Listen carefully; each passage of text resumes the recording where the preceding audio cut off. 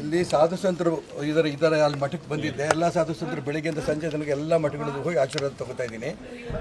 ಅವರೇ ಹೇಳ್ತಾ ಇದ್ದಾರೆ, ಹಿಂದುತ್ವವನ್ನು ಉಳಿಸ್ಬೇಕಪ್ಪ, ನೀನು ಪ್ರಯತ್ನ ಮಾಡು, ಗೆದ್ವಾ ನಮ್ಮ ಆಶೀರ್ವಾದ ಎಂದು ಎಲ್ಲರೂ ಹೇಳ್ತಾ ಇದ್ದಾರೆ. ಅಯೋಧ್ಯೆಯಿಂದ ಗೋಪಾಲ ಹಾಂ, ಹಾವೇರಿ ಇಲ್ಲಲ್ಲ, ನನ್ನ ಶಿವಮೊಗ್ಗದಲ್ಲಿ ನಾನೇ ನಿಲ್ತೀನಿ. ಹಾವೇರಿ ಕಾಂತೇಶ್ ನಿಲ್ಲಿಸ್ಬೇಕು ಅಂತಿದ್ರು ಮೋಸ ಮಾಡಿದ್ರಲ್ಲ. ಇಲ್ಲ ಅಲ್ಲಿ ಇಂಡಿಪೆಂಡೆಂಟ್ ನಿಲ್ಸಲ್ಲ, ನಾನು ಇಲ್ಲಿ ನಿಲ್ತೀನಿ. ನಾನು ನಿಂತ್ರೇನೆ ಅಯ್ಯೋ, ಯಡಿಯೂರಪ್ಪನವ್ರ ವಿರೋಧಿಗಳು ತುಂಬ ಇದ್ದಾರೆ ಶಿವಮೊಗ್ಗ ಜಿಲ್ಲೆಯಲ್ಲಿ.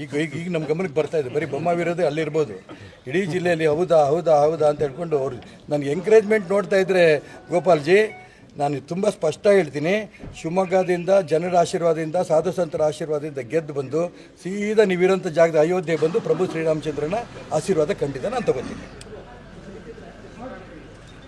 ಹಾಂ, ಸುದರ್ಶನ್ ಹ್ಯಾಂಡಿಕ್ರಾಫ್ಟ್ ಬಿಸ್ನೆಸ್ನಿಂದ ವರ್ಷಕ್ಕೆ 6 ಲಕ್ಷ ಗಳಿಸ್ತಿದ್ದಾರೆ. ನೀವು ಕೂಡ ಅವರಿಂದ ಕಲಿಬೇಕಾ? ಅವ್ರ ಜೊತೆ ವಿಡಿಯೋ ಕಾಲ್ನಲ್ಲಿ ಮಾತಾಡಬೇಕಾ? ಈಗಲೇ ಫ್ರೀಡಮ್ ಆ್ಯಪ್ ಡೌನ್ಲೋಡ್ ಮಾಡಿ. ಹೌದು, ನಾನು ಭಾಗವಹಿಸ್ಬಿಟ್ರೆ ಮೋದಿಯವರು ನನ್ನ ಎದುರಿಗೇನೆ ರಾಘವೇಂದ್ರ ಕೋಟ್ ಕೇಳ್ತಾರೆ. ನಾನೇನು ಮಾಡಲಿ ಇವಾಗ?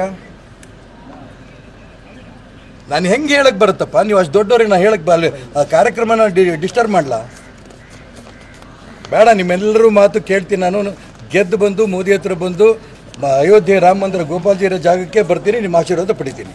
ನಮಸ್ಕಾರ.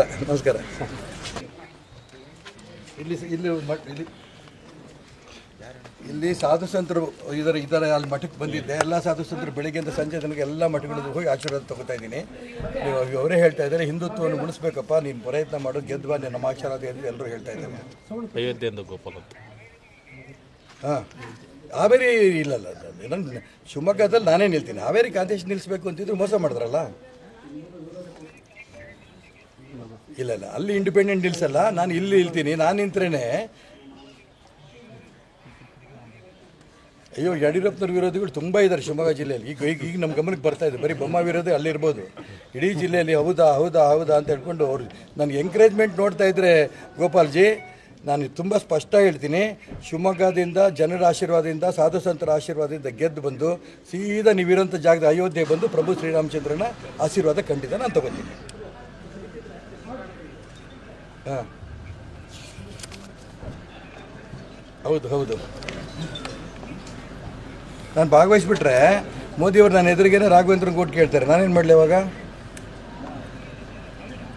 ನಾನು ಹೆಂಗೆ ಹೇಳಕ್ಕೆ ಬರುತ್ತಪ್ಪ? ನೀವು ಅಷ್ಟು ದೊಡ್ಡವ್ರಿಗೆ ನಾನು ಹೇಳಕ್ಕೆ ಬರಲಿ, ಆ ಕಾರ್ಯಕ್ರಮನ ಡಿಸ್ಟರ್ಬ್ ಮಾಡಲ ಬೇಡ. ನಿಮ್ಮೆಲ್ಲರೂ ಮಾತು ಕೇಳ್ತೀನಿ. ನಾನು ಗೆದ್ದು ಬಂದು ಮೋದಿ ಹತ್ರ ಬಂದು ಅಯೋಧ್ಯೆ ರಾಮ ಮಂದಿರ ಗೋಪಾಲ್ಜಿ ಇರೋ ಜಾಗಕ್ಕೆ ಬರ್ತೀನಿ, ನಿಮ್ಮ ಆಶೀರ್ವಾದ ಪಡಿತೀನಿ. ನಮಸ್ಕಾರ.